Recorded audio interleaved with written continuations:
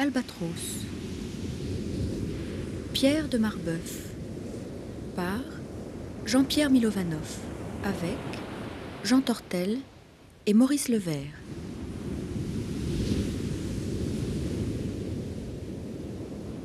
L'amant dit « Nommeras-tu et jurer et mentir un acte de vertu ? Trouve plutôt le nom du dévot sacrifice qui m'a fait immoler mon cœur à son service. Écho, vice. » C'est assez curieux.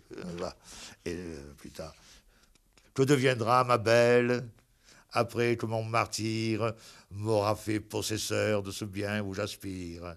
Écho, pire. » C'est très... je ne sais qui me trouve l'écrivant ce langage, que m'offre la raison, l'esprit et le courage, écho, rage. Mais pour devenir sage ayant une maîtresse, ne dois-je pas l'aimer, ou bien aimer sans cesse? Écho, cesse.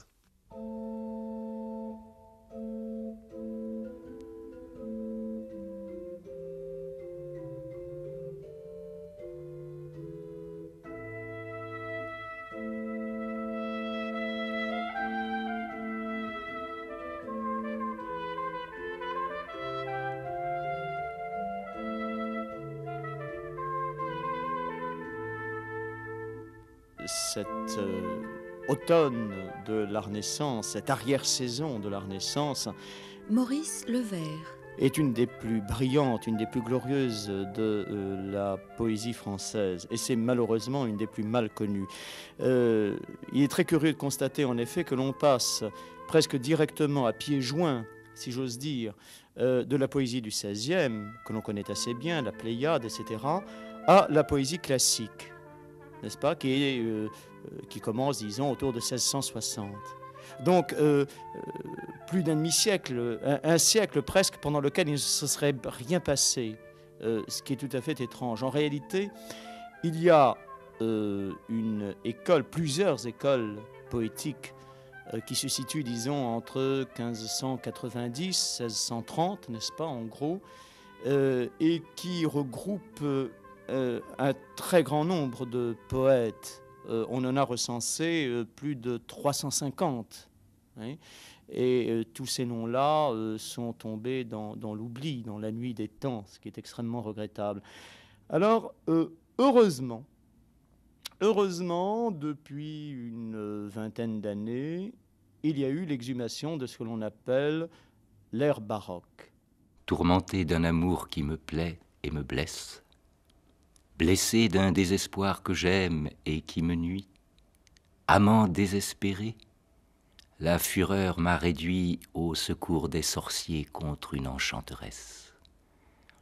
Ses cheveux ont lié mon esprit à leurs tresses.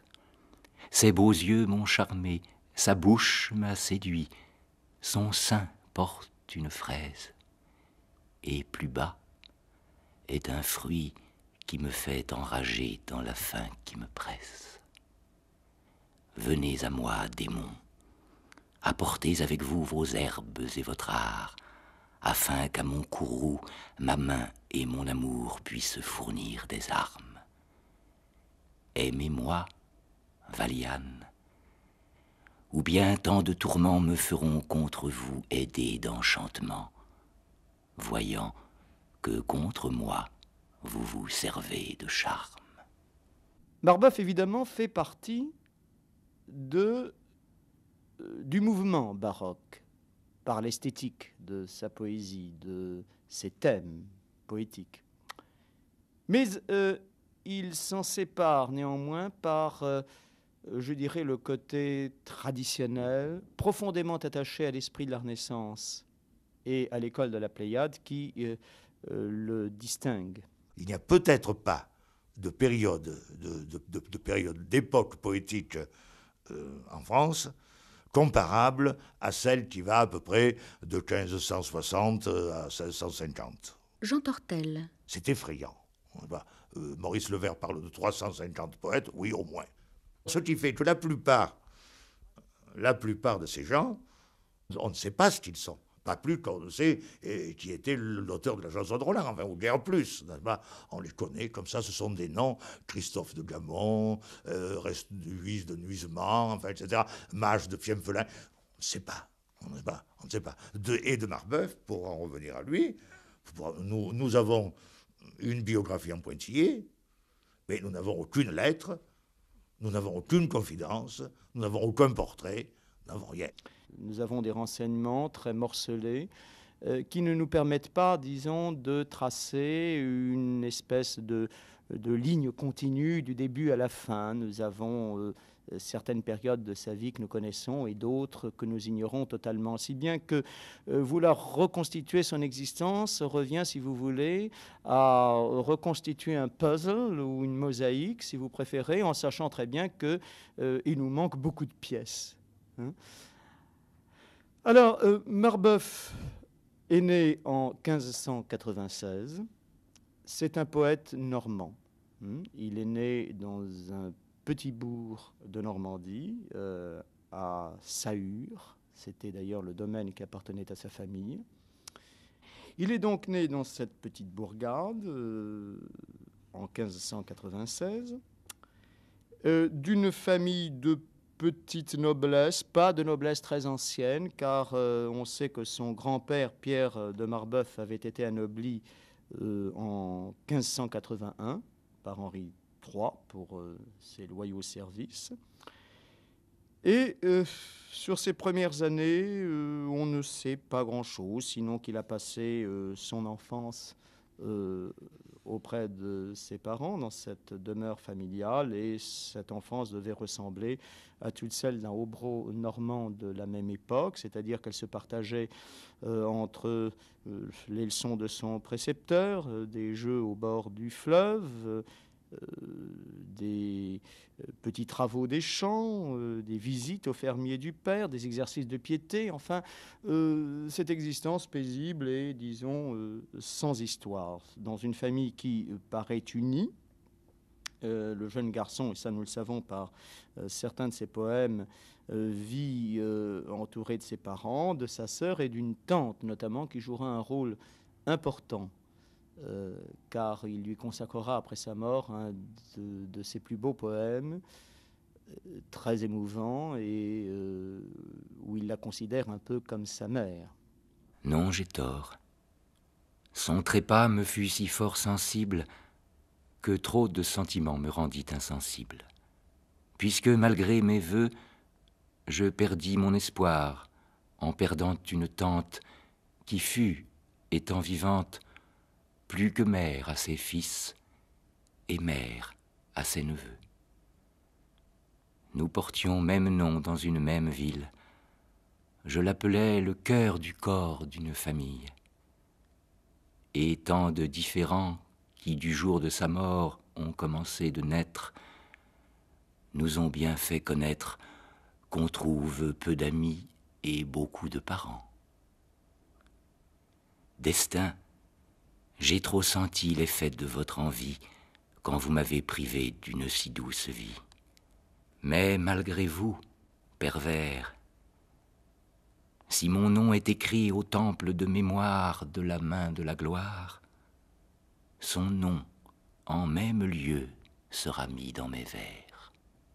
Et puis, en l'année 1605, 1606, il est âgé de 10-11 ans, les parents de Pierre de Marbeuf décide de le mettre en pension. Et il l'envoie au collège de la Flèche.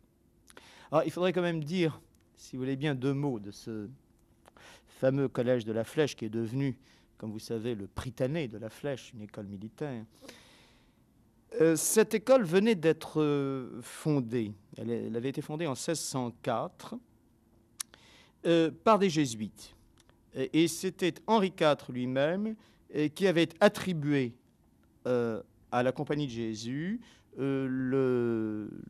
la direction de ce collège, avec mission d'enseigner beaucoup de choses, la grammaire, les humanités, la rhétorique, les langues anciennes naturellement, le latin, le grec, l'hébreu, la logique, la morale, la physique, la métaphysique, la théologie.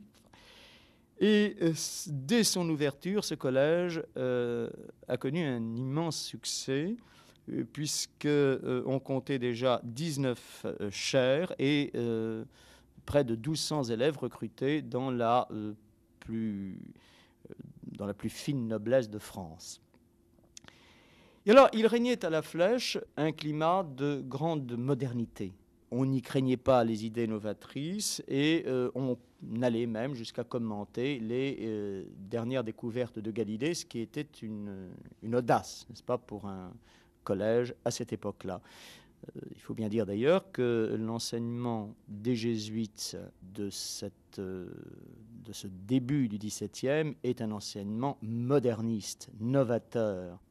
Et en plus, comme toujours dans ces collèges, les bons pères avaient à cœur de cultiver chez leurs élèves non seulement l'enseignement des belles lettres, mais aussi l'enseignement de tout ce qui permettait à leurs disciples de se conduire dans le monde. Ils avaient pour clientèle, n'est-ce pas, des enfants de la noblesse, je l'ai dit.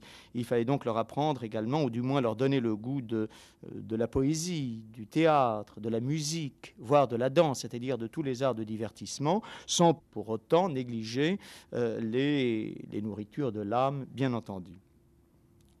Alors, au moment où Pierre de Marbeuf entre à la Flèche, il se trouve qu'il a pour condisciple un contemporain exact, quelqu'un qui est né la même année que lui et qui entre la même année que lui au collège de la Flèche et qui lui deviendra célèbre. Il s'agit de Descartes. Descartes, né en 1596, qui entre vers sa 10e, 11e année à la Flèche, et qui sera donc non seulement le contemporain, mais le condisciple de Marbeuf. Et on peut penser, alors là, l'imagination, n'est-ce pas, peut se donner libre cours. Nous n'avons pas de documents qui nous permettent véritablement de savoir ce qu'ont été les relations entre ces deux très jeunes gens.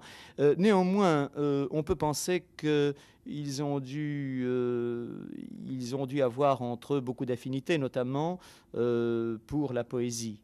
On sait que Descartes a eu très tôt le goût de la poésie. Son premier biographe, qui est Adrien Baillet, nous dit qu'il ne faudrait pas voir dans Descartes un philosophe qui aurait renoncé, comme il dit, à la bagatelle, n'est-ce pas, mais qu'il avait même du talent pour la poésie, et il a fait savoir qu'il n'en ignorait ni les charmes ni les délicatesses.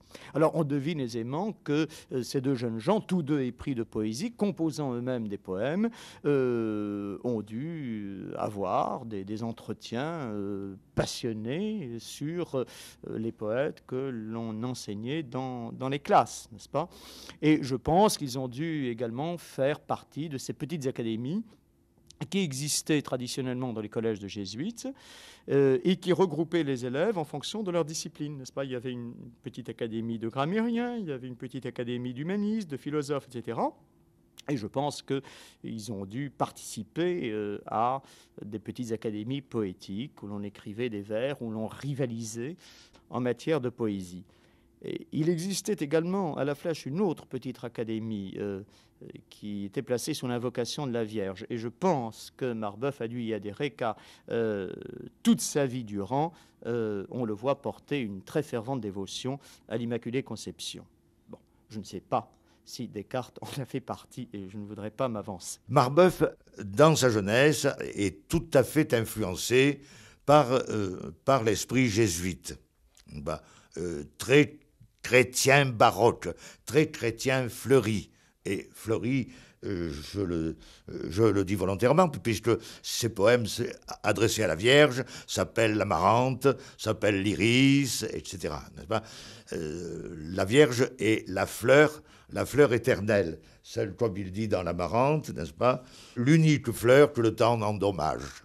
Ce collège de la Flèche, l'un des plus renommés, l'un des plus prestigieux, a laissé une empreinte radieuse dans la mémoire de Pierre de Marbeuf. Il y reviendra plus tard, n'est-ce pas, et il consacrera à ces lieux des vers que je trouve très beau et en même temps très émouvant, et qui donne une description de ce qu'était la flèche à l'époque et qui n'est pas sans rappeler le paysage d'Oxford, n'est-ce pas, tel que nous le connaissons.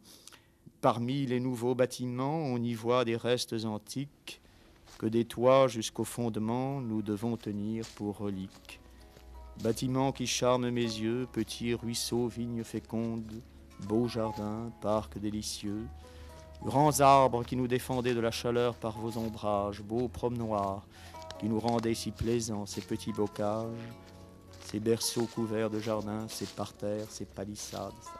Je ne continue pas. Vous voyez, une atmosphère faite de quiétude et en même temps de nature toujours présente.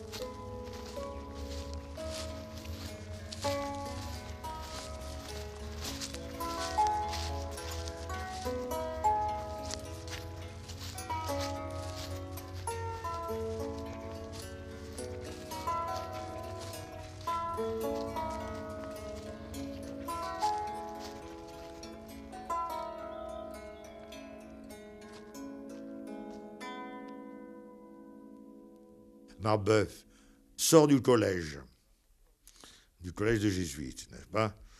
Bon, il doit probablement être sous l'influence de cette poésie fleurie, de cette dévotion fleurie, la dévotion de Saint-François de Sales, celle qui sera celle de Godot, enfin, la dévotion anti-janséniste. Et alors, il fait le psaltérion chrétien, l'iris, l'amarante, l'anatomie de l'œil, etc., avec ces espèces de replis, de sursauts, de contradictions baroques à l'intérieur, hein, qui sont assez mystérieuses. Mais c'est un gentil jeune homme, élève des jésuites, qui vit dans sa province. Bon, il continue ses études de droit, donc c'est à ce moment-là, en 1618, l'année du psaltérion chrétien, qui va à Orléans faire ses études de droit. À ce moment-là, à Orléans, il rencontre une fille, bon, qu'il appelle Hélène. Bon, elle s'en va à Paris. Et alors, il plaque tout, il plaque ses études, il plaque tout, et il la suit à Paris. Hélène de mon mal, unique allègement, Hélène, bel objet auprès lequel j'aspire, Hélène, doux sujet pour lequel je soupire, Hélène, mon plaisir, Hélène, mon tourment. Et c'est à ce moment-là où il entre dans le groupe Piamocor. Comment est-il entré? Je ne sais pas. On ne sait pas. D'ailleurs, c'est assez curieux, ce groupe qui est considéré par les critiques, par Maurice Levert, déjà par Antoine Adam, comme, comment dirais-je, une espèce de citadelle de l'ultramontanisme, n'est-ce pas? Donc, anti-libéral, enfin, anti-progressiste, pour parler en langage actuel, a vu... ceux qui en faisaient partie, qui étaient de tout jeunes gens. Marbeuf avait 24 ans à ce moment-là, mais tous les autres étaient beaucoup plus jeunes que lui. Maleville, par exemple, qui a commencé par faire à la fois des vers libertins et des ballets pour Richelieu. Croisille, qui était un prêtre. Mais ce prêtre a été comment dirais-je, a été poursuivi, a été emprisonné, parce qu'il s'est marié. C'est le premier prêtre marié. Alors c'est Molière des Sartines, n'est-ce pas, qui a fini assassiné, je crois, dans des conditions assez bizarres, assez louches. Enfin, des tas de gens comme ça. Et ça amène à se demander quelle était vraiment la mentalité réelle, les croyances réelles de cette époque. Comment était-il? Nous ne savons pas très bien. Nous ne savons pas très bien. Quand on veut les classer dans des catégories, c'est pas possible. Marbeuf débarque à Paris en 1619, donc il a 23 ans. Il est amoureux, il est libre. Et on peut penser qu'il est plein d'espoir et qu'il a les poches bourrées de vers. Et il commence à publier chez les grands éditeurs parisiens, notamment chez Cramoisy, un poème sur le mariage du prince Victor Amédée de Savoie, qui est suivi d'un livre d'épigrammes, Epigrammatum Liber, En 1620, récompense décernée par les Palinots de Rouen, qui lui attribuent le prix du miroir pour une ode intitulée Narcisse. Et très vite, Marbeuf ne reste pas isolé. Vous savez, la vie littéraire, à cette époque-là, comme toujours, est constituée en petits groupes, en petites formations poétiques. Et il entre en relation avec d'autres garçons de sa génération. Il refuse la fréquentation des libertins. Il fuit la compagnie de Théophile, qui est son contemporain, n'est-ce pas, de Desbarreaux, de Motin, de Saint-Pavin, de Saint-Amand, de tous ces poètes libertins qui chantent des chansons sacrilèges, etc., et qui vivent plus ou moins dans la débauche. Tout ça lui répugne. Je ne dis pas que ces buveurs, que ces romans, ces vieux rêveurs ont ce trésor dedans leurs plumes. Leurs veines qui s'enflent de vin font de leurs vers des aposthumes et de leurs mots font du venin. C'est très méchant.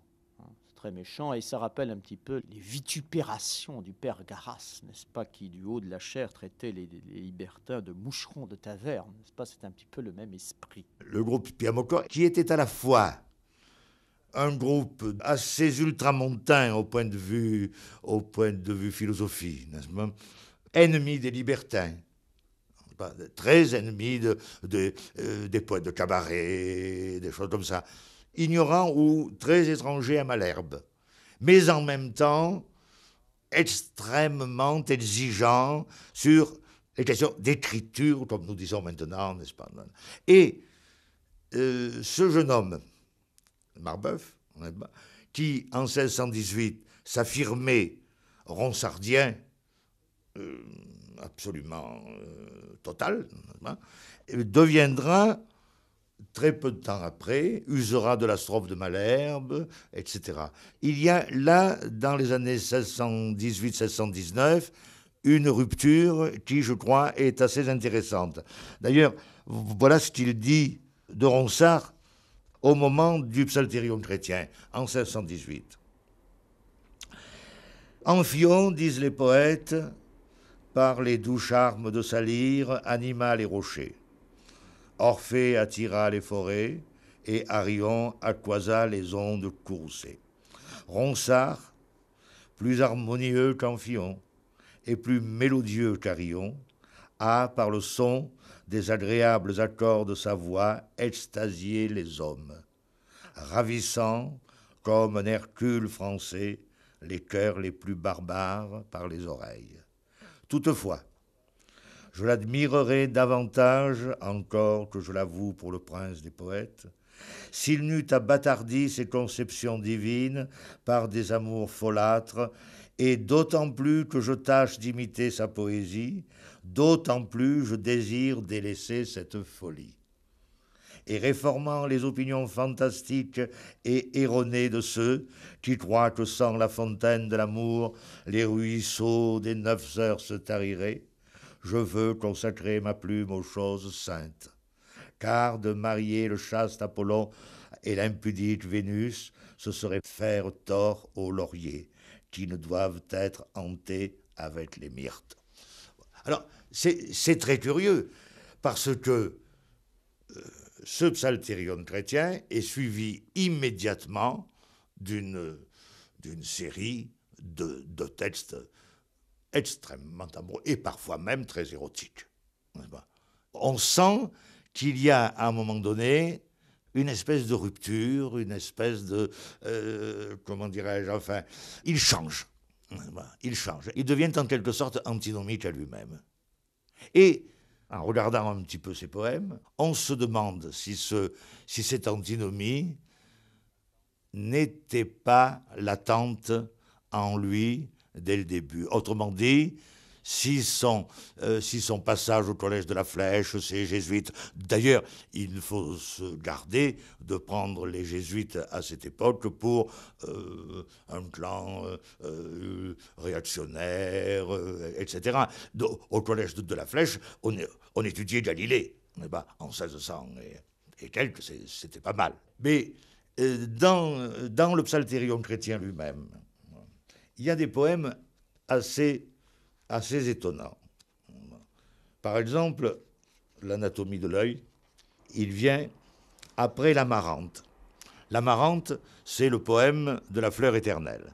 Naissez, ô fleurs, le printemps vous appelle, fâcheux hiver, en tes froides prisons brident les eaux, puisque malgré ta rage, je ferai voir au milieu des glaçons l'unique fleur que le temps n'endommage.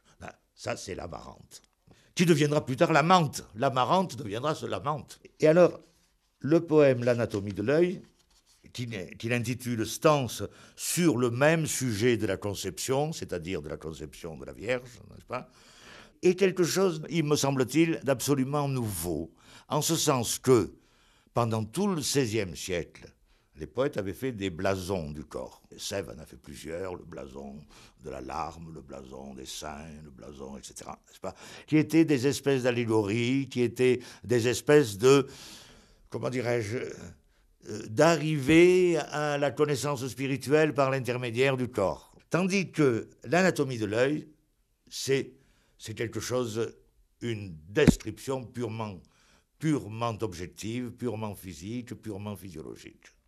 L'œil est dans un château que saignent les frontières de ce petit vallon clos de 2 boulevards. Il a pour pont-levis les mouvantes paupières, le cil pour garde-corps, les sourcils pour rempart. Évidemment très baroque. Il comprend 3 humeurs, l'aqueuse, la vitrée et celle de cristal qui nage entre les deux. Mais ce corps délicat ne peut souffrir l'entrée à cela que nature a fait de nébuleux. Site unique, tenant notre œil en consistance, l'empêche de glisser parmi ses mouvements, et les tendons poreux apportent la substance qui le garde et nourrit tous ses comportements. 4 muscles sont droits et 2 autres obliques, communiquant à l'œil sa prompte agilité, mais par la liaison qui joint les nerfs optiques, il est ferme toujours dans sa mobilité. Bref, l'œil mesurant tout d'une même mesure, à soi-même inconnu, connaît tout l'univers, et conçoit dans l'enclos de sa ronde figure le rond et le carré, le droit et le travers. C'est évidemment une description, une constatation physique de l'œil. Je crois que c'est le premier poème de la constatation pure du corps que nous connaissions. Tout symbolisme en est banni, toute inexactitude même, je crois, en est bannie. On a l'impression qu'il a écrit ça avec devant les yeux un traité de physiologie de l'époque. Enfin, c'est exactement la somme des connaissances scientifiques de l'époque que je suis sur l'œil, avec cette chose admirable, n'est-ce pas? L'œil à soi-même inconnu connaît tout l'univers. Je me demande s'il n'y a pas, si déjà il n'y a pas quelque chose d'épicurien là-dedans. Et qu'on soit dans l'enclos de sa ronde figure, le rond et le carré, le droit et le travers, car en effet, c'est l'énigme du regard, n'est-ce pas? Pourquoi est-ce que ces rayons absolument droits qui sortent d'un globe, n'est-ce pas, qui sortent d'une courbe et qui sont droits, connaissent le droit et le travers, le rond et le droit, etc. C'est assez merveilleux. Alors, brusquement, le poème tourne. Toutefois, ce flambeau qui conduit notre vie de l'obscur de ce corps emprunte sa clarté. Nous serons donc ce corps. Vous serez l'œil, Marie, qui prenez de l'impur votre pure beauté. Donc, cet œil, c'est la Vierge. Et c'est impossible. Et c'est impossible. Et alors, ne s'agit-il pas de la fusion amoureuse, n'est-ce pas? Chacun des 2 amants est à la fois le corps, l'œil, etc. Et alors cette Marie, c'est évidemment la Vierge, il le dit, c'est vrai, on ferait un contresens si on disait le contraire, mais cette Marie me fait volontiers penser au vers de Ronsard. Marie, levez-vous, vous êtes paresseuse. Alors, sachant ce que nous sachons de son admiration pour Ronsard, je me demande jusqu'à quel point cette Vierge n'est pas également une femme aimée.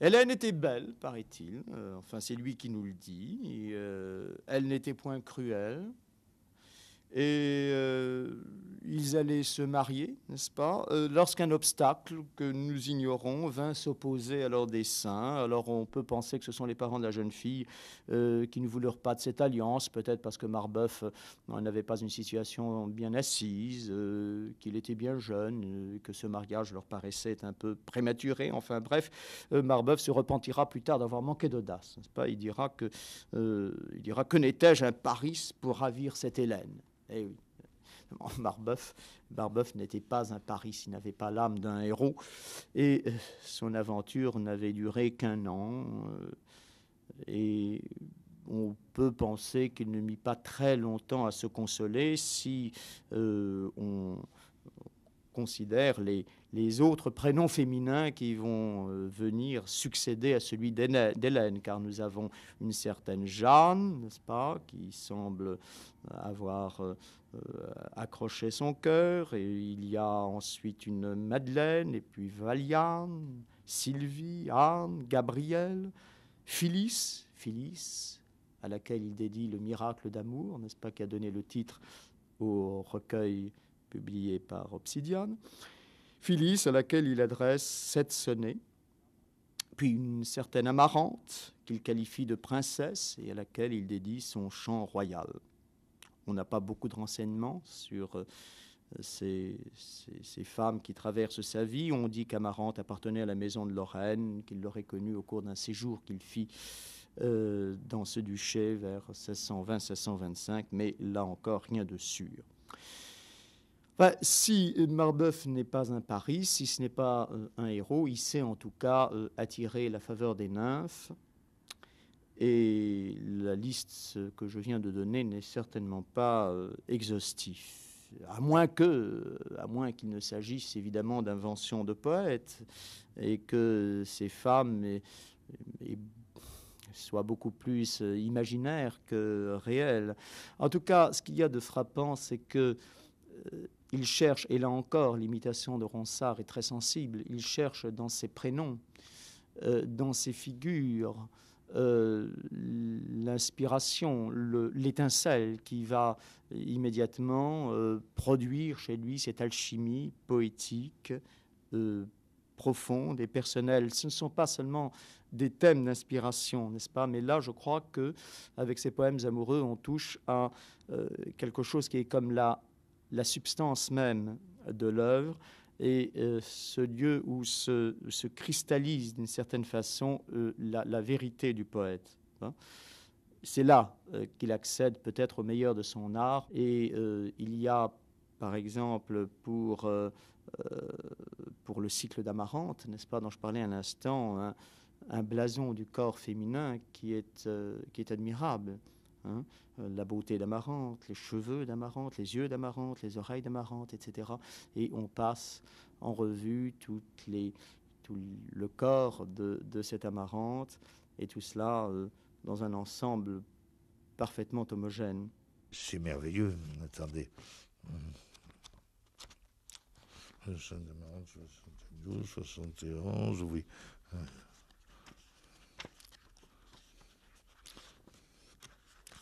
La bouche, il y a la bouche, il y a... voilà, le sein d'Amarante, c'est très beau, n'est-ce pas? Mon esprit, qui toujours d'un vain espoir s'apaise, compare votre sein dont je suis envieux à des jeunes boutons, puis il dit à mes yeux, si vous les pouviez voir, ne mourriez-vous point d'aise? Ainsi, dans mon esprit, s'allume une fournaise, et son feu se nourrit d'un objet gracieux, qui me fait concevoir en tout et en tout lieu l'enflure de ce marbre où fleurit une fraise. Enfin, si votre amour demeure le vainqueur, et si jusqu'à la mort vous poursuivez mon cœur, mon Amarante, au moins, donnez-lui sépulture. Que si vous voulez suivre en cela mon dessein, son tombeau n'aura pas une autre couverture que du marbre qu'on voit qui blanchit votre sein. C'est très... c'est magnifiquement baroque, mais c'est... Comment dirais-je, enfin... C'est tendu, c'est chantourné à l'extrême. Enfin, c'est vraiment un travail... C'est un travail d'écriture, enfin. Enfin, si votre amour demeure le vainqueur, et si jusqu'à la mort vous poursuivez mon cœur, mon amarante, au moins donnez-lui sépulture. Que si vous voulez suivre en cela mon dessein, son tombeau n'aura pas une autre couverture que du marbre qu'on voit qui blanchit votre sein.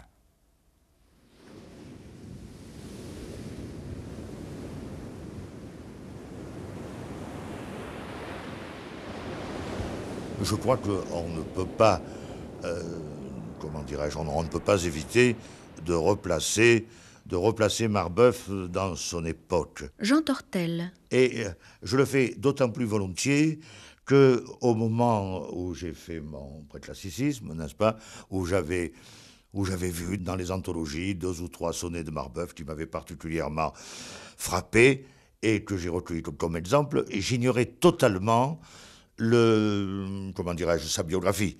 Et je me demandais, d'après le ton des pièces, si Marbeuf ne faisait pas partie de la génération de 1625-1630, celle de Tristan, de Maleville, etc., etc. Et je me suis aperçu que, non, au contraire, il était avant eux. Par conséquent, il n'y a aucune imitation de sa part de ce qui se faisait, de ce qui se fera peut-être quelques années plus tard à l'époque.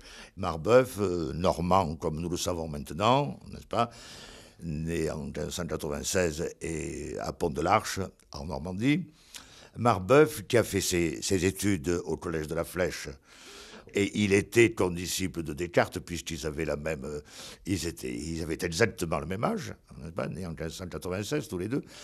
Et c'est en 1618 que son premier volume paraît, le Psaltérion chrétien, qui est un volume consacré au concept de l'immortalité de la Vierge.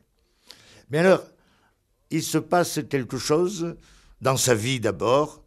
Il était à ce moment-là, il a été étudiant en droit à Orléans. Il fait une fugue à Paris parce qu'il connaît une jeune fille qui s'appelle Hélène, qui a l'air d'être son premier amour. Et à Paris, il contacte, enfin il est admis dans un groupe qui s'appelle le groupe Piamocor, du nom du bonhomme qui les réunissait chez lui, quoi. Bon, il doit y rester 2 ou 3 ans, puisque on le retrouve en Normandie. Alors, on dit qu'il est allé en Lorraine, qu'il a fait un voyage en Lorraine. Il paraît qu'Amarante serait une princesse lorraine. Bon, alors, paraît-il, il se marie en 1627 et son livre paraît en 1628. Mais son livre est certainement la relation d'expériences amoureuses déjà passées. Bon, après ça, plus rien. Comment la faut-il voir, afin d'avoir la vue d'une telle beauté qui ne m'est pas connue? Nu. Quel temps faut-il choisir pour avoir ce déduit à qui le jour fait tort et la chandelle nuit? Nuit. De qui puis-je obtenir la faveur que j'appelle ce que peut obtenir un serviteur fidèle? D'elle. À la fin, quel serai-je, alors que les bons dieux me permettront ce bien dont j'étais envieux? Vieux. Que je mente, perfide, et commette un blasphème en jurant que je l'aime autant comme moi-même. Je l'aime, et je le jure. Et quoi, nommeras-tu et jurer et mentir un acte de vertu? Trouve plutôt le nom du dévot sacrifice qui m'a fait immoler mon cœur à son service. Vice. Mais que serais-je, ayant un jour entre mes bras l'objet de mes plaisirs et de tout mon soula? Là. Oui, lassé de plaisir. Mais que peut-on se faire en possédant le bien que posséder j'espère? Père. Que deviendra ma belle après que mon martyre m'aura fait possesseur de ce bien où j'aspire? Pire. Ô bon Dieu, quels seront les plaisirs de mes jours si ma belle me veut dénier son secours? Court. C'est un ton qu'on ne retrouve pas dans ses contemporains.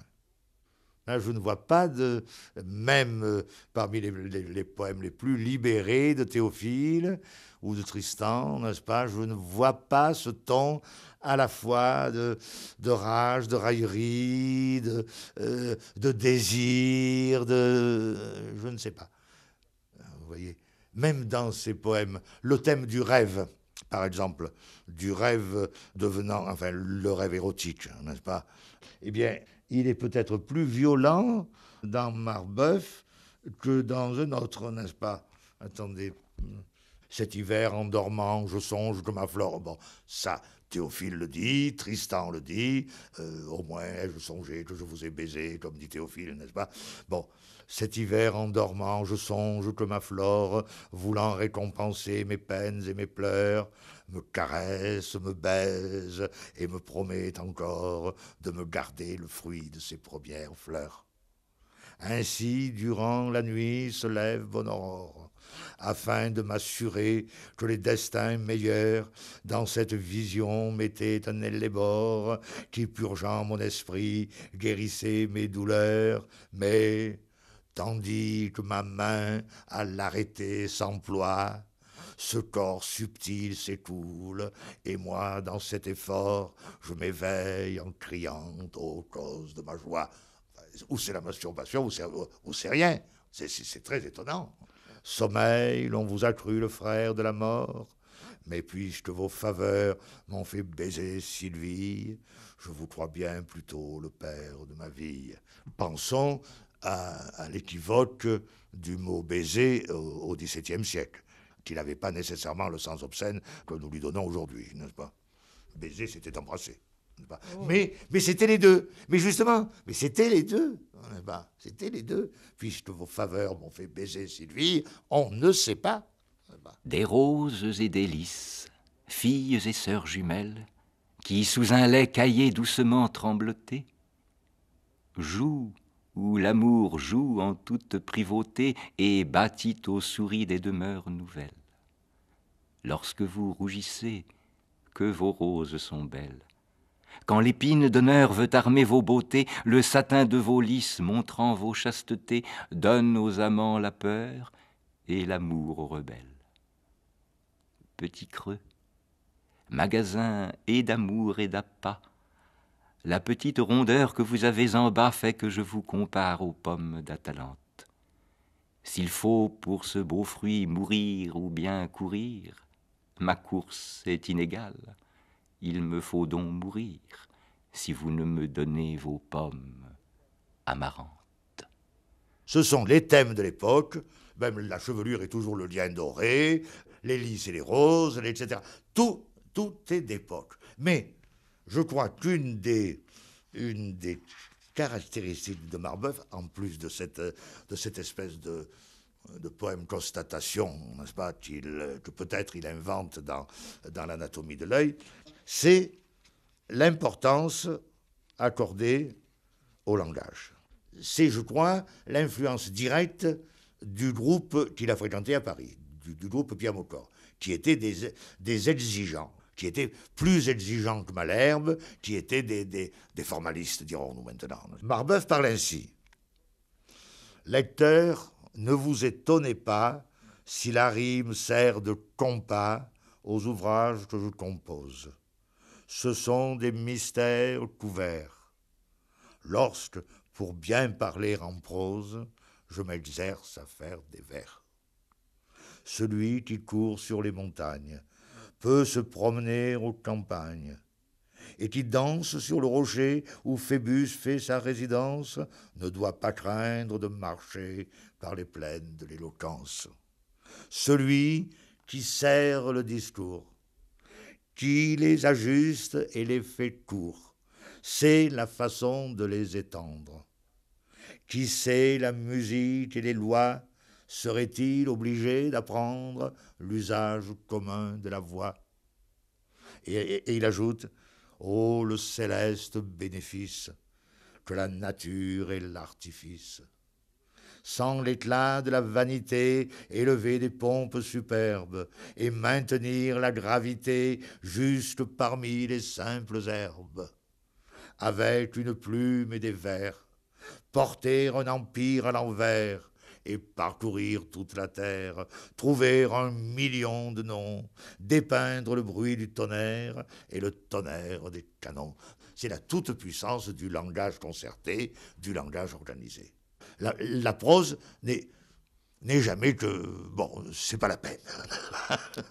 Et d'ailleurs, un peu plus tard, dans ses sonnets à Amarante, dans la conclusion de ses amours à Amarante, attendez, le voici, je crois, conclusion des beautés d'Amarante, donc en vers 1620, il dit « Alors que j'ai chanté par un vers précieux ».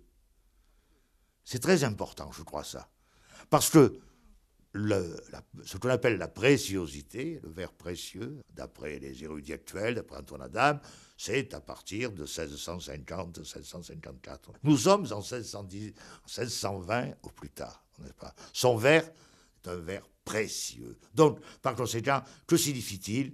Il a du prix.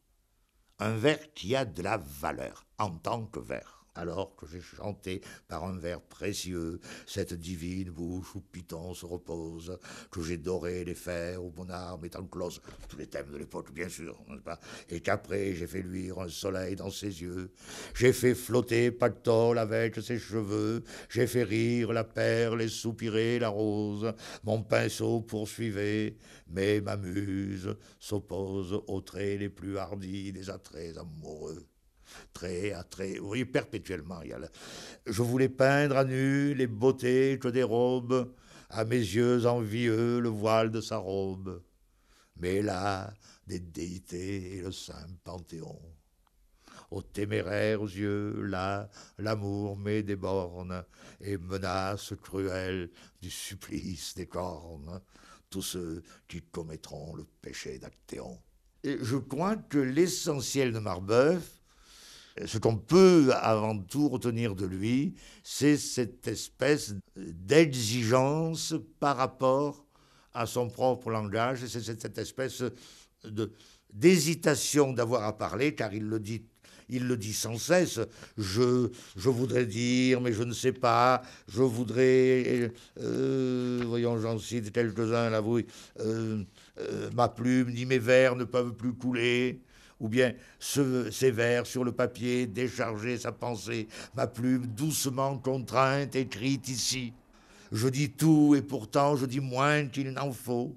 Ou bien ne blâmer mes discours pour être trop nouveaux. Ou bien je ne sais qui me trouble écrivant ce langage. Il est celui qui dit j'écris. Alors là il est moderne. Là, il est un des nôtres, enfin. Car, enfin, que faisons-nous, n'est-ce pas? Nous ne faisons pas autre chose que de dire perpétuellement, nous écrivons. Là, il est plus moderne, et il est plus moderne à la fois que Malherbe et que Tristan, et que Théophile. Vous avez le dernier sonnet à Phyllis du miracle d'amour, parce que le miracle d'amour, le titre du livre édité par Obsidiane, disons-le en passant, c'est le sous-titre des sonnets adressés à Phyllis, n'est-ce pas? Les sonnets adressés à Phyllis s'appellent le miracle d'amour, dont le dernier est celui-ci, qui est une espèce d'exercice prestigieux d'allitération, etc. Et la mer et l'amour ont la mer pour partage. Et la mer est amère, et l'amour est amer. L'on s'abîme en l'amour aussi bien qu'en la mer, car la mer et l'amour ne sont point sans orage. Celui qui craint les eaux, qu'il demeure au rivage. Celui qui craint les maux, qu'on souffre pour aimer, qu'il ne se laisse pas à l'amour enflammer. Et tous deux, ils seront sans hasard de naufrage.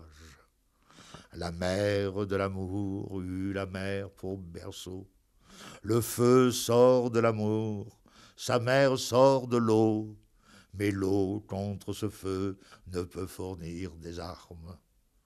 Si l'eau pouvait éteindre un brasier amoureux, ton amour qui me brûle est si fort douloureux que j'eusse éteint son feu de la mer de mes larmes. C'est extraordinaire, c'est presque provocateur.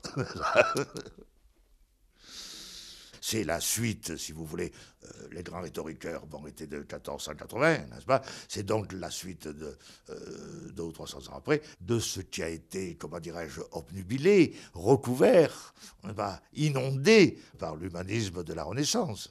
Et maintenant, la suite des grands rhétoriqueurs, on la retrouve en filigrane dans Sèvres, vous savez. Donc, les grands rhétoriqueurs, Sèvres, puis alors le silence total, et jusqu'au baroque, n'est-ce pas? Jodelle. Jodelle commence, vous voyez, avec cette triple répétition du qualificatif, enfin, etc. Et vous avez Jodelle, et vous avez, oui, et Marbeuf est un des premiers. Cette veine souterraine, je suis pour ma part persuadé qu'on la retrouve peu à peu comme ça, à travers les poètes dits alors vraiment baroques de la fin du XVIe siècle, à travers, si vous voulez, Étienne Taboureau, Blaise de la Vigerie, etc. Nous retrouverions ça. Et je crois que les recherches actuelles vont heureusement de ce côté-là. Mais ce qui rattache Marbeuf à son temps, c'est qu'il est antinomique, c'est qu'il est contradictoire lui-même, c'est qu'il contient des choses comme ça. Avec cette différence, avec presque tous les autres, que lorsqu'il parle des bois, des forêts, des ruisseaux, de la nature, il sait très bien ce dont il parle puisqu'il y est au milieu et qu'il y a vécu.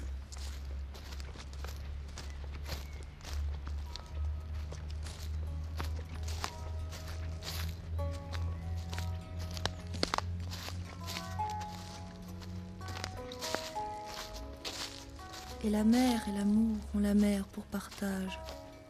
Et la mer est amère, et l'amour est amer. On s'abîme en l'amour aussi bien qu'en la mer, car la mer et l'amour ne sont point sans orage. Celui qui craint les eaux, qu'il demeure au rivage. Celui qui craint les maux, qu'on souffre pour aimer, qu'il ne se laisse pas à l'amour enflammer. Et tous deux ils seront sans hasard de naufrage. La mer de l'amour eut la mer pour berceau. Le feu sort de l'amour, sa mère sort de l'eau. Mais l'eau contre ce feu ne peut fournir des armes.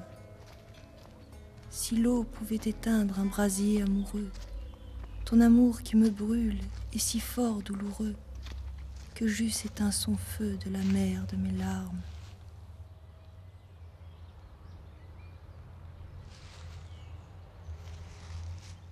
En 1622 ou 1623, on ne connaît pas exactement la date, Marbeuf prend une grave décision. Maurice Levert. Il décide d'abandonner Paris, d'abandonner cette vie pleine de mouvements, de bouillonnement, et de se retirer dans sa Normandie natale, avec, semble-t-il, l'intention de ne plus jamais en sortir. C'est une sorte de retraite très prématurée, puisque, en fait, il n'a même pas 30 ans. Cette retraite prématurée dans sa Normandie natale, on ne sait pas très bien à quoi l'attribuer, à quelle raison la rattacher. Selon l'historien Gouget, l'abbé Gouget, en général bien renseigné, il semble que Marbeuf aurait cruellement ressenti la perte de sa sœur et surtout la perte de cette tante qui avait joué un rôle important dans la formation de sa sensibilité.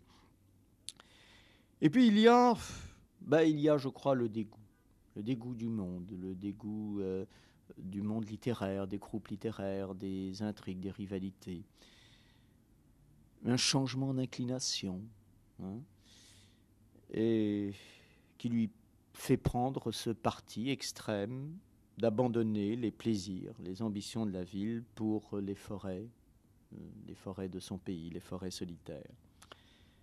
Alors nous le retrouvons Pas loin de son lieu de naissance, hein, à côté de Pont de l'Arche, où il occupe la charge de maître des eaux et forêts, hein, charge qu'exercera La Fontaine une trentaine d'années plus tard.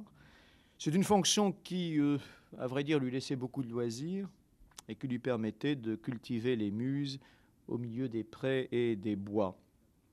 Il est dans ses forêts. Il était déjà nommé contrôleur général ou inspecteur, je ne sais pas trop quoi, des eaux et forêts. Il était déjà dans ses forêts à ce moment-là, vers 1725 à peu près, 1720-25. On a l'impression qu'il abandonne la littérature. On a l'impression qu'il est dans sa forêt, il se retire. Il se retire. Il se retire avec une espèce de joie, je crois. Parce qu'il dit, il dit à plusieurs reprises, celui qui sait monter sur les rochers, celui qui sait franchir les ruisseaux, celui, n'est-ce pas, et à un moment donné, je crois qu'il a cessé de le dire et il s'est contenté de le faire. Et pour mieux entrer dans son nouveau personnage, il prend à ce moment-là un nom d'emprunt, le nom de Sylvandre, l'homme des forêts en somme. C'est intéressant, ce pseudonyme, car c'est un masque, au fond, qui marque cette rupture totale avec la vie qui était la sienne jusqu'à ce moment-là. Et il va vivre au milieu de ces paysages qui sont là sous ses yeux, entre la rive gauche de la Seine et la forêt de Borde. Et du coup, sa poésie aussi va se modifier. Elle va devenir plus simple, plus vraie, plus authentique peut-être. Et on voit une évolution de ce lyrisme qui va aller vers plus de simplicité, où il ne sera plus nécessaire de recourir à des formes compliquées, où la juxtaposition des mots suffira pour faire naître l'émotion. Vous avez des vers comme ceux-là qui sont la simplicité même. « Oh, que j'aime les eaux, laissez-moi les rivages, ô beau rivage vert, belle Seine, beau pré, petit mont, bois sauvage, je vous donne mes vers. » Vous voyez, il n'est même pas nécessaire même de rattacher les unes aux autres toutes ces sensations. Il suffit comme ça de les énoncer l'une à côté de l'autre comme des taches de couleur, un peu comme un tableau impressionniste, n'est-ce pas, pour que le tableau se mette à vibrer.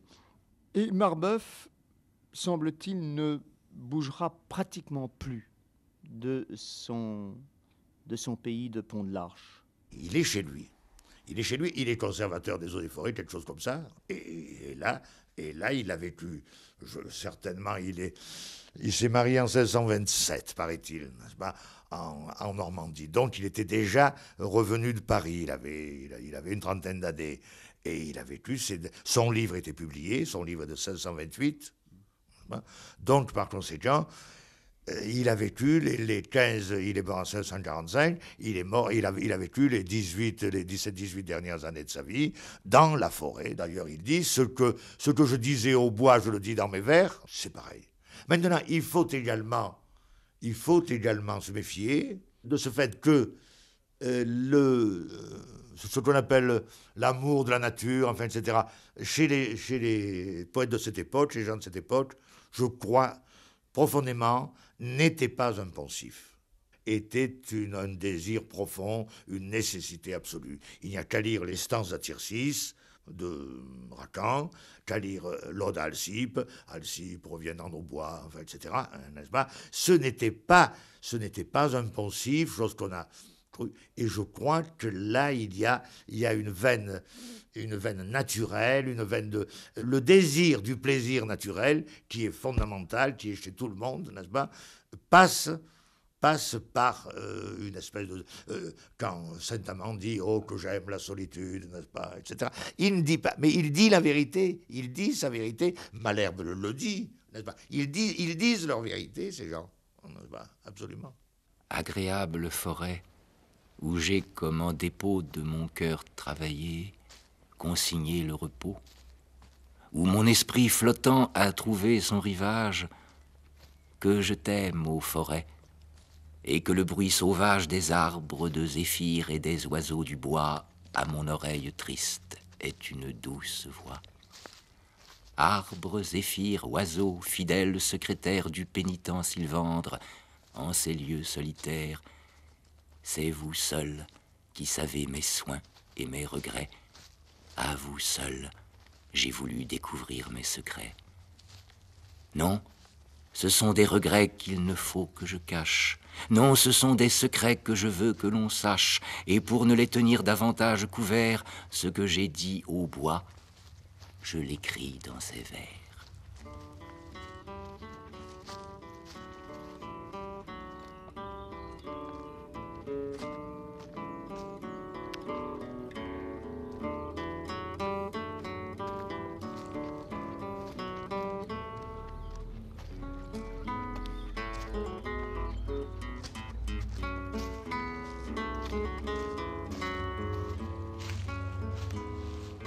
C'est un homme qui maintenant est parvenu à la moitié de son âge, il a 32 ans, il se penche sur son passé, regarde l'avenir et fait un peu le point, tâche de savoir où il en est. Proche de mon midi, j'ai passé le matin sans savoir où m'appelle à présent le destin. Il a véritablement brisé, détourné au moins ce destin de sa voie naturelle, n'est-ce pas? Car sa naissance, par son éducation, il était appelé à une vie beaucoup plus mondaine, à une vie brillante, à une vie riche, n'est-ce pas? Riche d'amour, riche d'ambition. Or, pour l'amour, disons que son choix est fait, hein. Il y a justement dans le recueil des vers un long poème allégorique qui s'appelle le procès d'amour. C'était d'ailleurs une forme rhétorique constante. Et beaucoup de romans de l'époque comportent un procès d'amour. Et cette pièce n'est là que pour démontrer qu'il vaut mieux servir les muses que tenter de posséder Vénus, parce que c'est là l'insaisissable, et que la sagesse veut au contraire que l'on cultive plutôt les fruits de l'imagination. Et pour le reste de sa vie, eh bien, il adopte une solution qui, elle aussi, est typiquement romanesque. Elle est tout à fait dans la couleur du temps, c'est-à-dire le repli, c'est-à-dire l'abandon, la rupture, hein. Il se retire dans cette terre, il dit adieu aux vanités de la cour et il chante les joies simples, le langage sans phare. Et l'on peut évoquer à ce propos la mode de la pastorale, n'est-ce pas? 1626-1627, c'est l'année où commence la publication de l'Astrée. Et ça, c'est très important. C'est-à-dire où la valeur aristocratique, la valeur héroïque, ne se tourne plus du tout vers la chevalerie, vers les exploits guerriers, mais au contraire vers la nature, vers la paix, vers la tendre amitié, comme dit Honoré d'Urfé, son contemporain lui aussi. Eh bien, Pierre de Marbeuf fait un peu la même chose. Il fait retraite dans sa Normandie, comme les paysages de l'Astrée font retraite dans le Forez et sur le bord du Lignon. Et c'est un peu la même expérience qu'il va vivre et qu'il va restituer dans ce recueil des vers. Et sa poétique même va se modifier. Elle va perdre de sa complication, de sa préciosité, si vous voulez, pour devenir plus naturelle, plus simple, mais en même temps, peut-être plus perverse aussi, n'est-ce pas? Parce qu'il y a un jeu dans cette retraite. Il y a un double visage du poète, Marbeuf bien sûr, mais aussi Sylvandre, cette dualité qui constamment se reflète l'une dans l'autre. Il y a ces jeux pervers que j'appellerais du mentir faux et du mentir vrai, n'est-ce pas? Ces jeux de miroir, ces jeux d'eau, ces échos, ces ricochets. C'est une époque qui aime ces apparences, qui aime ces jeux de miroir, qui aime l'illusion, qui aime l'apparence. Et Marbeuf va en jouer naturellement, comme beaucoup de poètes de son temps, et comme les personnages de l'Astrée. La naissance m'apprend qu'il faut que l'homme meure. Très certaine est ma mort, très douteuse en est l'heure. À tous les mesureurs, je demande un compas qui me puisse marquer le point de mon trépas, mais je ne peux trouver ni compas ni figure qui des longueurs des ans m'enseigne la mesure. Dans l'abîme profond des divins jugements, l'Éternel a caché le nombre des moments qui doivent composer le temps de nos journées et s'arrêter au point dont elles sont bornées. Qu'on ne peut allonger par vœu ni par souhait, et que le cours humain n'outrepassa jamais.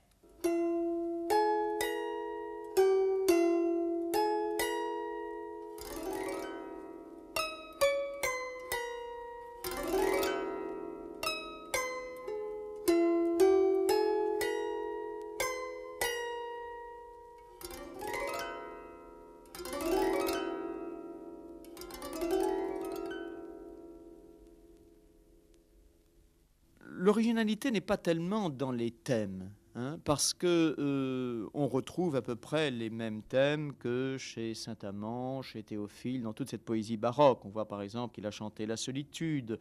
Il y a un poème de lui qui s'appelle le tableau de la beauté de la mort. Ça aussi, c'est un thème éminemment baroque. L'anatomie de l'œil, un de ses plus beaux poèmes, est également tout à fait dans la tonalité. Alors, ce n'est pas tellement par les thèmes, c'est par autre chose. C'est par la mesure. C'est-à-dire que des gens comme Saint-Amand, je le prends en exemple parce que c'est peut-être le plus proche, n'est-ce pas, par l'inspiration de Marbeuf, des gens comme Saint-Amand sont allés beaucoup plus loin, ont poussé à l'excès, je dirais, toute cette fantasmagorie portant sur la mort, une espèce de nécrophilie même, n'est-ce pas, sur les formes échevelées, sur ces jeux infinis de miroirs. Eh bien, Marbeuf, naturellement, se laisse éblouir par tous ces mirages, mais il ne les suit jamais jusqu'au bout. Et il reste toujours en lui quelque chose de ce disciple de Ronsard, et à travers Ronsard, de ce disciple des anciens. Et je crois que s'il a été, et fatalement, puisqu'il était leur contemporain, pris dans ce grand mouvement baroque, il est resté quand même fidèle à l'enseignement des poètes de l'Antiquité à travers Ronsard, naturellement. Et je crois qu'on ne pourrait pas mieux le définir qu'en citant là Jean Rousset. Marbeuf fait retour par-dessus les poètes de la mort macabre aux poètes et imagiers de la Renaissance qui la représentent gracieuse et sereine à la façon d'un bel endormi. Je crois que ce qu'il dit là de la poésie de la mort, on peut le dire de tous les autres thèmes dont il s'est servi.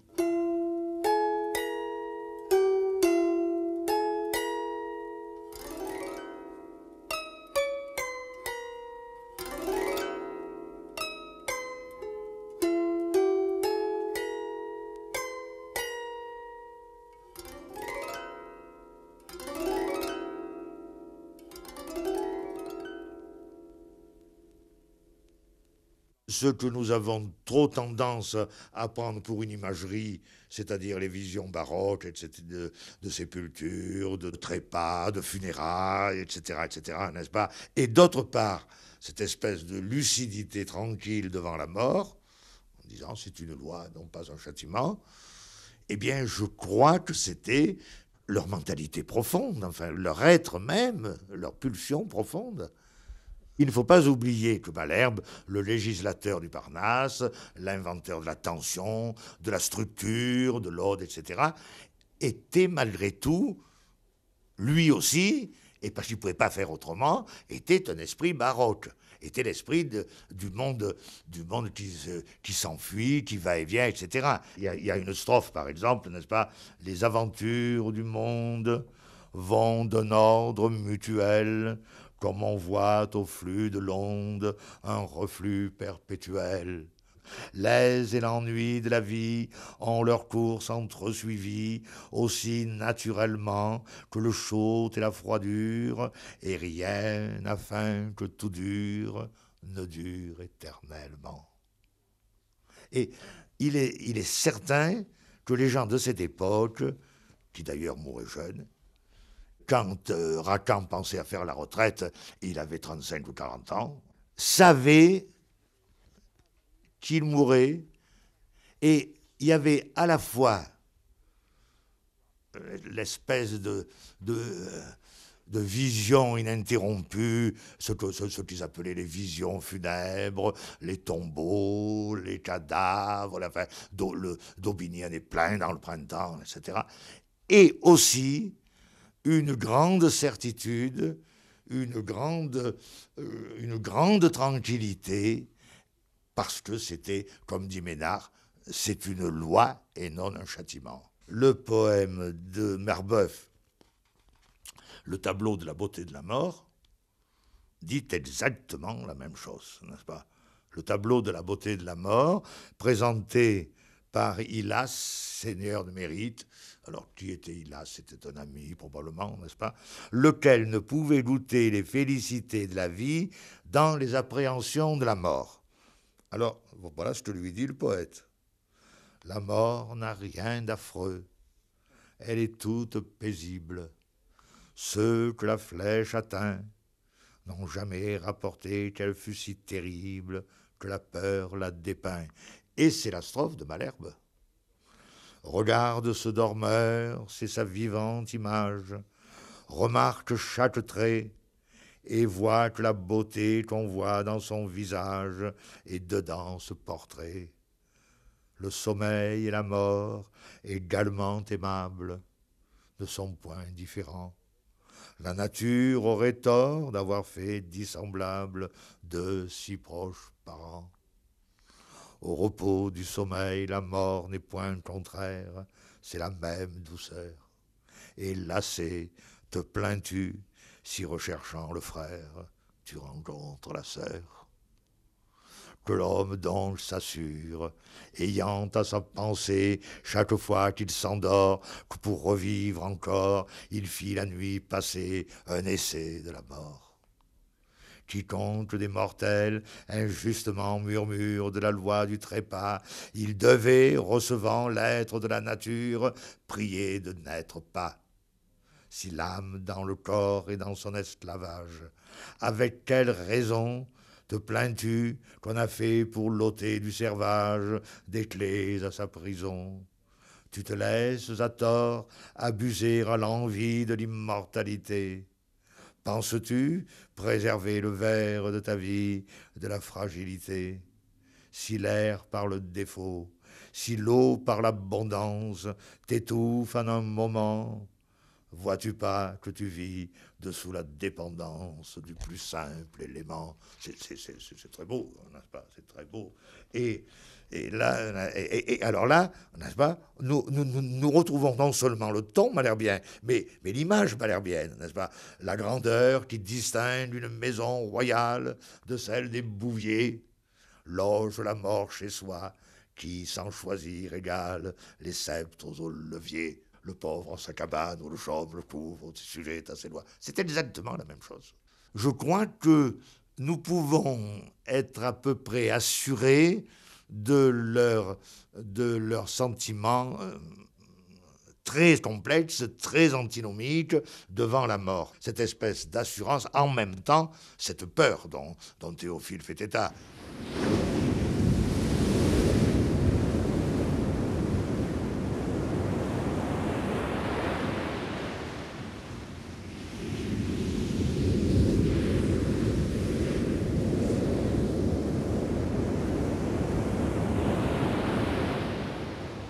Pierre de Marbeuf, par Jean-Pierre Milovanov, avec Jean Tortel et Maurice Levert.